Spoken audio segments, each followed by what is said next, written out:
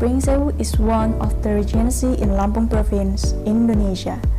Pringsewu has been known as the education city in Lampung. Since olden times, Pringsewu has a complete education level from kindergarten up to university. One of them is Aisyah University of Pringsewu. Aisyah University of Pringsewu is here to bring a new civilization of education in the midst of society, to become a university in advancing the noble behavior and characterized of beta, brave, energetic, dynamic, accountable. Assalamualaikum warahmatullahi wabarakatuh. Selamat datang pada mata kuliah Sistem Informasi Keperawatan. Perkenalkan, saya Tri Adi Nugroho sebagai dosen pengampu mata kuliah Sistem Informasi Keperawatan. Dan mata kuliah ini merupakan mata kuliah wajib sesuai dengan kurikulum Asosiasi Institusi Perguruan Tinggi Nurse Indonesia atau AIPNI, di mana distribusi mata kuliah ini yaitu ada pada semester 3 atau semester ganjil. Kemudian untuk deskripsi mata kuliah Sistem Informasi Keperawatan ini merupakan mata kuliah dengan beban studi 2 SKS yang terdiri dari 1 SKS teori dan 1 SKS praktikum. Dan mata kuliah ini bertujuan untuk meningkatkan kemampuan peserta untuk memahami secara konsep dan secara praktik dari mahasiswa keperawatan terhadap ruang lingkup Sistem Informasi Keperawatan. Dan pada mata kuliah ini diharapkan mahasiswa nanti akan mendapatkan pemahaman tentang konsep Sistem Informasi Keperawatan yang lebih mendalam dan juga tentang bagaimana praktik sebuah Sistem Informasi Keperawatan itu diimplementasikan pada fasilitas pelayanan kesehatan. Kemudian capaian pembelajaran program studi yang dibebankan pada mata kuliah ini, yang pertama, bertakwa kepada Tuhan Yang Maha Esa dan mampu menunjukkan sikap religius, sikap 1. Kemudian menjunjung tinggi nilai-nilai kemanusiaan dalam menjalankan tugas berdasarkan agama, moral, dan etika, sikap 2. Kemudian menunjukkan sikap bertanggung jawab atas pekerjaan di bidang keahliannya secara mandiri, sikap 9. Kemudian selanjutnya menguasai pengetahuan faktual tentang sistem informasi asuhan keperawatan dan kesehatan, ini P10. Kemudian mampu mengidentifikasi, menganalisis, memformulasi objek permasalahan, serta memberikan alternatif solusi terhadap permasalahan pengembangan sistem berbasis komputer, keterampilan khusus 3. Kemudian mampu menerapkan pemikiran logis, kritis, sistematis, dan inovatif dalam konteks pengembangan atau implementasi ilmu pengetahuan dan teknologi yang memperhatikan dan menerapkan nilai humaniora yang sesuai dengan bidang keahliannya, keterampilan umum 1. Dan yang terakhir adalah mampu mengambil keputusan secara tepat dalam konteks penyelesaian masalah di bidang keahliannya berdasarkan hasil analisis informasi dan data, keterampilan umum 5. Kemudian CPMK pada mata kuliah Sistem Informasi Keperawatan ini, setelah mahasiswa semester 3 tentunya program studi keperawatan mengikuti dan menyelesaikan mata kuliah ini, diharapkan mahasiswa mampu yang pertama menjelaskan teori dan konsep tentang teknologi informasi, sistem informasi secara umum, dan tentunya juga untuk bidang keperawatan. Kemudian yang kedua menentukan tren dan isu sistem informasi dalam teknologi informasi secara umum dan teknologi informasi bagi keperawatan. Mata kuliah ini disampaikan dengan menggunakan metode ceramah, kemudian flip learning, di mana nanti dosen mengampu akan memberikan video pembelajaran untuk perkuliahan, kemudian pada saat perkuliahan antara dosen pengampu dengan peserta akan melakukan diskusi dari video yang sudah dikirimkan tersebut. Kemudian dengan metode presentasi yang akan disampaikan oleh peserta juga. Kemudian pendekatannya menggunakan student center learning, di mana diharapkan para peserta sebagai student nantinya diharapkan untuk aktif, ya, kemudian berpusat pada mahasiswa. Kemudian diharapkan juga nanti terciptanya sebuah kelas yang interaktif dan kolaboratif. Untuk penilaian, mata kuliah ini dinilai dengan bobot penilaian sebagai berikut. Untuk kehadiran sejumlah 10%, kemudian presentasi 20%, kemudian penugasan atau penyusunan makalah 20%, evaluasi tengah semester 25%, dan evaluasi akhir semester 25%, sehingga bobot keseluruhannya adalah 100%. Selamat datang pada mata kuliah Sistem Informasi Keperawatan. Kalau tadi kita sudah sama-sama mendengarkan tentang bagaimana deskripsi dari mata kuliah ini, yaitu mata kuliah Sistem Informasi Keperawatan itu, kemudian bagaimana CPL Prodi yang dibebankan pada mata kuliah, kemudian CPL atau CPMK pada mata kuliah ini, kemudian sistem penilaiannya. Berikutnya akan saya tampilkan terlebih dahulu, yaitu pokok bahasan yang akan disampaikan pada mata kuliah Sistem Informasi Keperawatan ini tentunya. Ada 14 pokok bahasan dari total 16 kali pertemuan. Dari 16 kali pertemuan itu, pada pertemuan ke-8 nanti akan ada ujian tengah semester, dan pertemuan ke-16 nanti akan ada ujian akhir semester, sehingga dari 16 dikurang 2 sudah 14 ya. Nah, 14 pertemuan atau 14 minggu itu nanti kita akan membahas atau mendiskusikan terkait dengan pokok bahasan dari yang pertama terkait dengan konsep sistem informasi kesehatan, baik itu praktek maupun secara teoritis, kemudian konsep sistem informasi kesehatan dalam perspektif individu, kemudian perspektif organisasi pelayanan kesehatan, dan juga perspektif bagaimana sistem kesehatan nasional. Kemudian pada pekan ketiga kita akan mendiskusikan terkait dengan sistem informasi dan manajemen puskesmas atau yang biasa disingkat dengan SIMPUS. Kemudian selanjutnya pada pekan keempat sistem pencatatan dan pelaporan terpadu puskesmas atau SP2TP. Kemudian sistem informasi kesehatan daerah SIKDA yang ada pada level kabupaten ataupun kota. Kemudian sistem informasi kesehatan daerah SIKDA pada level provinsi, dan sistem informasi kesehatan daerah pada level nasional. Yang selanjutnya setelah pertemuan ke-7 nanti kita akan melaksanakan ujian tengah semester, dan pertemuan ke-9 atau pekan ke-9 nanti setelah UTS kita akan melanjutkan diskusi kita terkait dengan sejarah perkembangan sistem informasi kesehatan, kemudian domain sistem informasi kesehatan, kemudian analisis SWOT ya dalam strategi dan pengembangan sistem informasi kesehatan, kemudian sistem informasi kesehatan surveillance pada bidang kesehatan, kemudian sistem informasi dan manajemen rumah sakit atau biasa sering disebut dengan SIM-RS, kemudian sistem informasi geografis pada bidang kesehatan, dan yang terakhir adalah konsep-konsep dan strategi dalam pengembangan sebuah sistem informasi kesehatan. Secara umum, informasi tersebut dapat dibaca pada rencana pembelajaran semester kita selama 1 semester, mulai dari pertemuan pertama, bagaimana pokok bahasan yang akan kita diskusikan, kemudian bagaimana delivery atau penyampaiannya, kemudian tugas-tugas juga sudah ada pada rencana pembelajaran semester selama 1 semester. Kemudian langsung saja kita akan masuk ke dalam pertemuan pertama, sistem informasi keperawatan untuk program studi keperawatan. Saya akan izin share screen ya.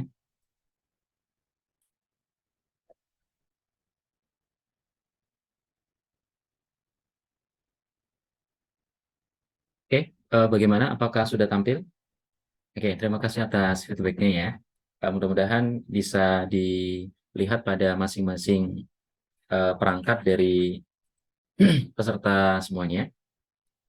Pada pertemuan pertama ini kita akan membahas terkait dengan konsep dasar sistem informasi kesehatan ya pada mata kuliah sistem informasi keperawatan.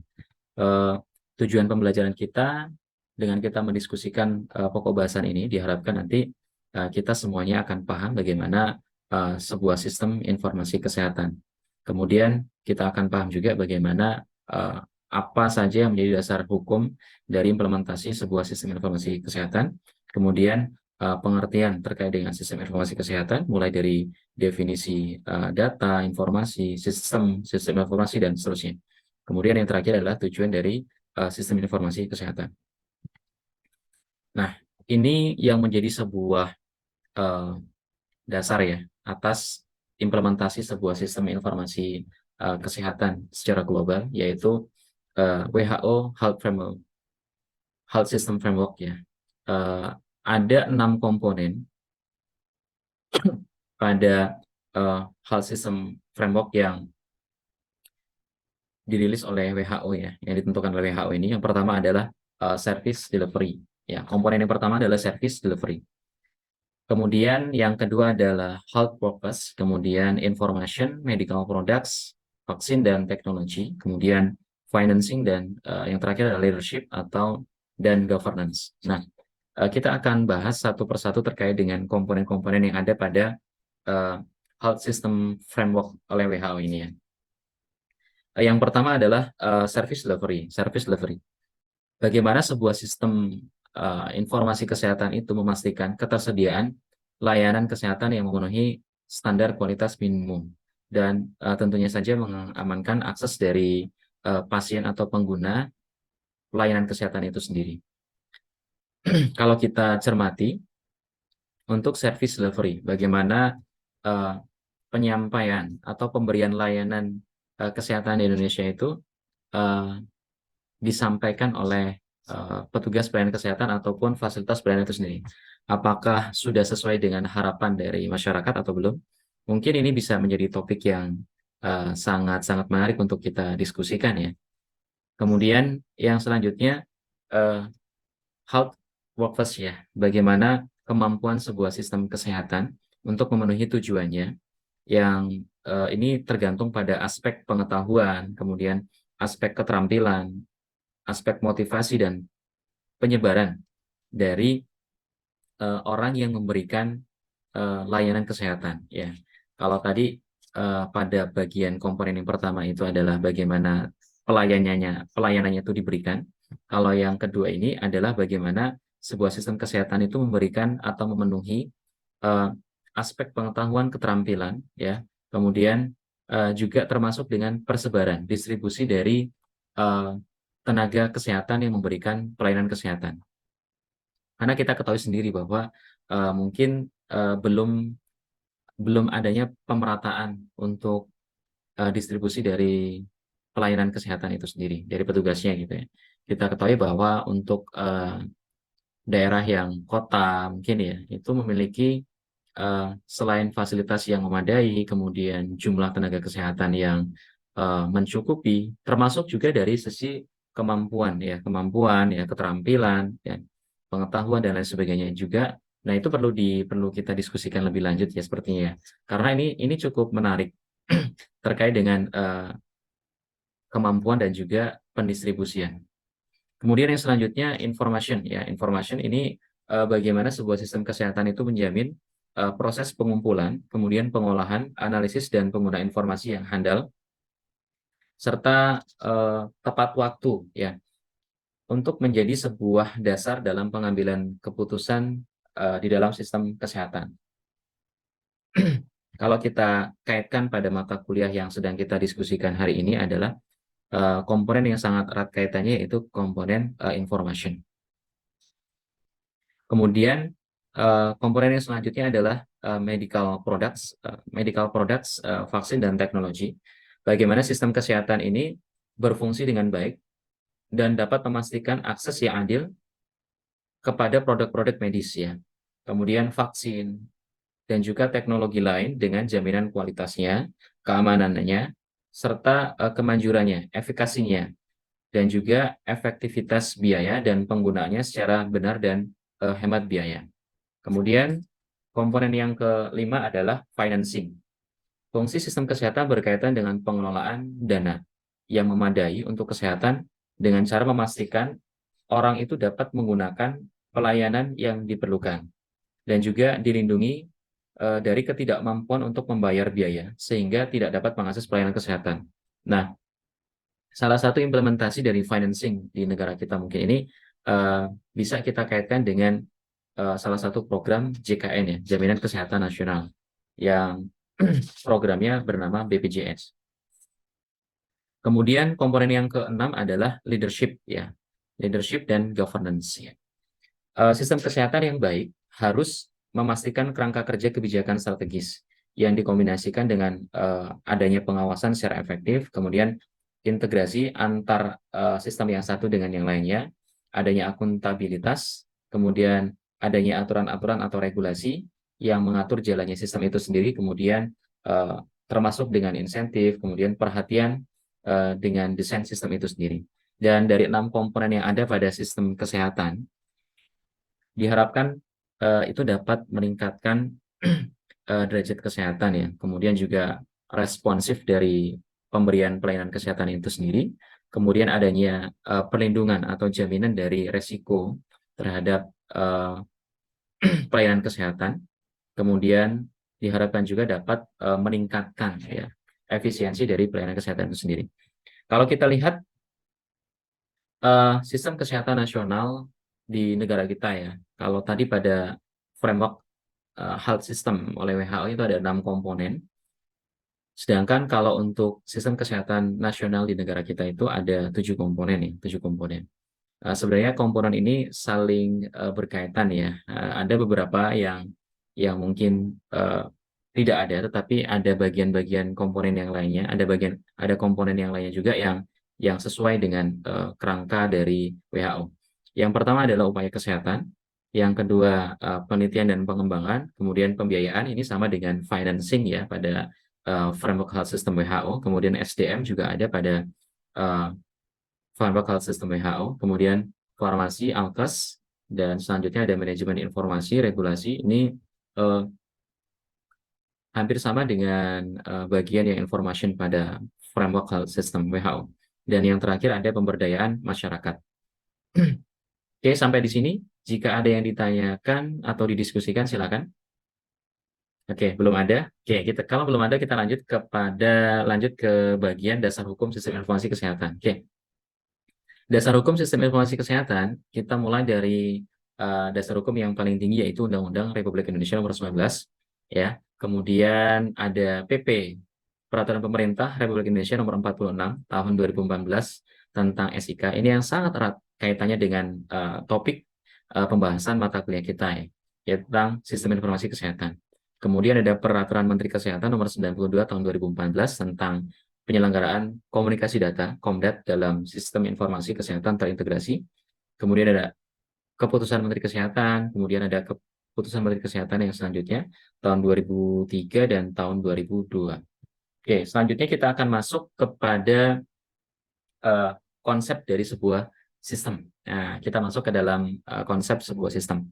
Oke, sebelum kita diskusikan, boleh saya minta tolong kepada mahasiswa semuanya untuk mengisi sebuah polling ya, bagaimana kita menggambarkan definisi dari sebuah sistem dengan 3 kata ya, dengan 3 kata. Silakan gambarkan definisi dari sebuah sistem menggunakan 3 kata. Bisa diklik pada tautan tersebut atau diketik pada gadget ataupun perangkat laptop yang ada pada yang kalian gunakan. Setelah itu nanti kita akan lihat bersama-sama bagaimana menurut persepsi kita apa sih yang dimaksud dengan sistem atau definisi dari sebuah sistem. Oke, saya berikan waktu 30 detik saja untuk mengisi polling tersebut. Oke, terima kasih atas partisipasi dan feedback dari peserta kuliah di hari ini. Setelah kalian mengisi polling, kita sudah dapatkan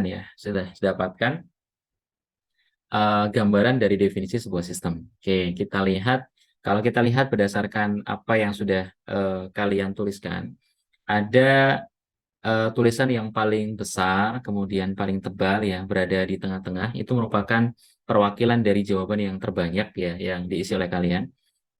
Yang pertama ada komponen, kemudian ada unsur, ada apalagi susunan, ada elemen, kemudian ada informasi, ada variabel. Wah, banyak sekali jawabannya. Dan yang paling banyak dan mewakili dari jawaban teman-teman semuanya peserta kuliah pada hari ini adalah bisa dikatakan ini adalah komponen ya, komponen. Oke, kita akan lihat bagaimana definisi dari sebuah sistem ya. Nah, sistem ini berasal dari bahasa Yunani, dari kata sistema yang berarti adalah kesatuan. Ya, ini keseluruhan dari bagian-bagian yang mempunyai hubungan satu dengan yang lainnya. Keseluruhan dari bagian-bagian yang mempunyai hubungan satu dengan yang lainnya. Nah, kata sistema ini dikembangkan menjadi berbagai macam definisi yang bervariasi sesuai dengan bidang ilmu atau bidang kajian masing-masing. Namun yang pada intinya itu masih tetap sama, yaitu kumpulan dari sub-subsistem yang saling berhubungan. Oke, sub-subsistem atau bagian-bagian. Oke, kalau teman-teman tadi peserta perkuliahan tadi mengisi adalah komponen ya. Oke, ini adalah salah satu diksi yang berbeda tetapi memiliki makna yang sama ya. Bagian atau komponen atau sub ya. Kita lanjutkan bagaimana definisi dari beberapa tokoh. Yang pertama dari Richard F. Nisfield dalam Jugianto ini menyampaikan bahwa sistem itu merupakan urutan-urutan operasi klerikal, tulis-menulis. Nah, biasanya melibatkan beberapa orang di dalam satu atau lebih departemen yang diterapkan untuk menjamin penanganan yang seragam dari transaksi-transaksi bisnis yang terjadi. Kemudian kita lihat bagaimana Norman L. Inger dalam Jugianto mendefinisikan bahwa sistem itu merupakan kegiatan-kegiatan perusahaan seperti pengendalian, inventaris, atau penjadwalan produksi. Kemudian Azhar Susanto mendefinisikan bahwa sistem itu sebagai kumpulan dari bagian, komponen, apapun itu, baik fisik ataupun non-fisik yang saling berhubungan satu sama lain, dan bekerja sama secara harmonis untuk mencapai suatu tujuan tertentu. Oke, itu adalah definisi sistem menurut beberapa tokoh. Sekarang kita ambil sebuah kesimpulan. Oke, boleh bantu saya untuk menyimpulkan bagaimana kita mendefinisikan sebuah sistem berdasarkan definisi para tokoh tadi. Oke, ya, terima kasih atas tanggapan atau jawabannya. Oke, sistem. Jadi kalau kita mendefinisikan sebuah sistem, paling tidak ada 3 bagian yang perlu kita perhatikan. Yang pertama adalah kumpulan dari subsistem atau biasa disebut dengan komponen. Ya, ini sama dengan apa yang sudah tadi kalian isikan ya. Kumpulan dari subsistem atau komponen. Jadi sistem itu adalah kumpulan dari komponen atau subsistem ya. Kemudian saling terintegrasi, saling kolaborasi, saling bekerja sama. Jadi ada komponennya, ada integrasi atau ada kerjasamanya. Dan yang ketiga keywordnya adalah adanya sebuah tujuan, purpose ya. Tujuan tertentu yang hendak dicapai oleh sistem itu sendiri. Oke, setelah kita bahas atau diskusikan sistem, selanjutnya kita akan mendiskusikan pengertian atau definisi dari sistem informasi. Ya, sistem informasi merupakan kumpulan dari subsistem yang saling terintegrasi dan berkolaborasi untuk menyelesaikan masalah tertentu dengan cara mengolah data dengan alat teknologi informasi dan komunikasi komputer sehingga memiliki nilai tambah dan bermanfaat bagi pengguna. Selanjutnya, definisi sistem informasi menurut tokoh ya. Ini menurut Azhar Susanto, sistem informasi merupakan kumpulan dari subsistem baik itu fisik maupun non-fisik yang saling berhubungan satu sama lain, kemudian bekerja sama secara harmonis untuk mencapai tujuan tertentu, kemudian mengolah data menjadi informasi. Ya, ada tambahan mengolah data menjadi informasi yang berarti dan berguna. Jadi memiliki makna dan juga berdaya guna. Kemudian kita lihat author ya dalam Abdul Qadir menyampaikan mendefinisikan sebuah sistem informasi adalah kombinasi antara prosedur kerja, informasi, orang, dan teknologi informasi yang diorganisasikan untuk mencapai tujuan dalam sebuah organisasi itu sendiri. Kemudian Bordner dan Hopwood dalam Abdul Qadir juga menyampaikan bahwa sistem informasi adalah kumpulan perangkat keras, perangkat lunak, yang dirancang untuk mentransformasikan data ke dalam bentuk informasi yang berdaya guna. Oke, dari beberapa definisi sistem informasi yang sudah kita diskusikan di atas, oke, boleh bantu Pak Adi untuk menyimpulkan pengertian dari sistem informasi menurut kalian. Oke, silakan. Ya, terima kasih. Mungkin barangkali ada yang ingin menambahkan atau menanggapi. Oke, terima kasih atas tanggapannya atau jawabannya ya. Oke, kita lanjutkan pada pembahasan terkait dengan data kesehatan ya. Data kesehatan adalah angka dan fakta kejadian berupa keterangan dan tanda-tanda yang secara relatif belum bermakna. Jadi kalau data itu adalah angka dan fakta, tetapi belum memiliki makna ya untuk pembangunan kesehatan, belum ada maknanya. Kemudian kalau kita lihat informasi kesehatan, definisinya adalah data kesehatan yang telah diolah atau diproses menjadi bentuk yang mengandung nilai dan makna yang berguna untuk meningkatkan pengetahuan dalam mendukung pembangunan kesehatan. Jadi kalau data itu belum diolah ya, kalau informasi itu merupakan data yang diolah sehingga punya makna dan punya daya guna untuk meningkatkan pengetahuan dan mendukung pembangunan kesehatan. Sekarang kita lihat bagaimana sistem informasi kesehatan ya menurut peraturan pemerintah. Ini didefinisikan sebagai seperangkat tatanan yang meliputi data, informasi, indikator, prosedur, perangkat, teknologi, dan sumber daya manusia yang saling berkaitan dan dikelola secara terpadu untuk mengarahkan tindakan atau keputusan yang berguna dalam mendukung pembangunan kesehatan. Oke, ini kalau kita lihat tujuan SIK secara teknis ya, diharapkan aktivitas dari sistem informasi kesehatan ya itu dapat mengurangi redundansi data ya. Jadi tidak banyak data yang datanya itu sebenarnya sama, tetapi itu di entry ya, di input secara berulang sehingga terjadi sebuah redundansi data. Kemudian menyediakan data yang berkualitas, memelihara integritas data, melindungi keamanan data, kemudian memudahkan antarmuka dengan kemajuan teknologi dan memudahkan akses ke data yang terintegrasi. Nah, SIK dalam manajemen kesehatan bisa kita lihat pada subsistem pembiayaan kesehatan, subsistem upaya kesehatan, subsistem SDM kesehatan, dan subsistem yang lainnya. Sistem informasi kesehatan nanti akan memberikan informasi kesehatan, kemudian dapat digunakan ya untuk membantu dalam pengambilan keputusan yang harapannya dapat adanya atau terjadi efektivitas dan efisiensi dalam pengambilan keputusan.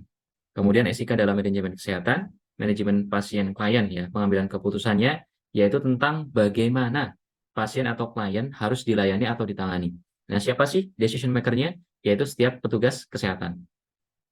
Kemudian pada manajemen unit kesehatan, pengambilan keputusannya tentang bagaimana sumber daya kesehatan, ya SDM, kesehatan, obat, ya perbekalan kesehatan, dan lain sebagainya, di unit kesehatan yang bersangkutan harus didayagunakan.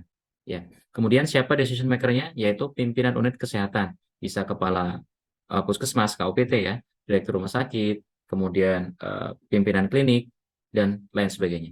Kemudian manajemen sistem kesehatan, yaitu pengambilan keputusan tentang bagaimana sumber daya kesehatan pada unit-unit kesehatan, sumber daya kesehatan lainnya itu di wilayah yang bersangkutan itu harus diatur dan diarahkan. Ya. Siapa decision maker-nya? Yaitu penanggung jawab kesehatan pada wilayah tersebut. Contohnya misalnya kepala dinas kesehatan, baik itu kota, kabupaten, ya, atau provinsi, dan juga stakeholder. Kita masuk ke dalam tugas ya. Alhamdulillah untuk materi pada pertemuan ke-1 sudah tersampaikan. Kita masuk ke tugas kepada seluruh peserta mata kuliah ini diharapkan menyusun sebuah makalah tentang konsep sistem informasi kesehatan ya yang diterapkan pada fasilitas pelayanan kesehatan ya terutama adalah sistem informasi keperawatan ya. Kemudian untuk tugas dikumpulkan 1 hari sebelum pertemuan di pekan depan. Jadi sebelum pertemuan pekan depan H-1 ya itu dikumpulkan melalui tautan di bawah ini. Jadi silakan nanti kalian mengumpulkan makalahnya pada tautan tersebut. Kemudian untuk topik pertemuan pekan kedua atau pekan selanjutnya, yang akan kita bahas adalah sistem informasi kesehatan dalam perspektif individu, dari perspektif individu atau pasien, ya.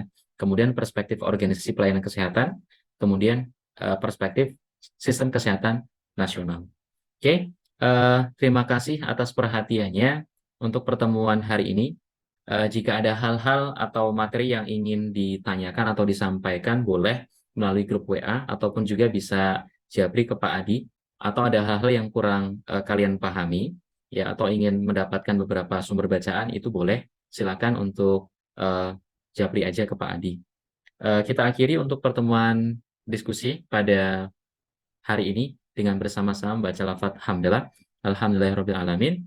Assalamualaikum warahmatullahi wabarakatuh.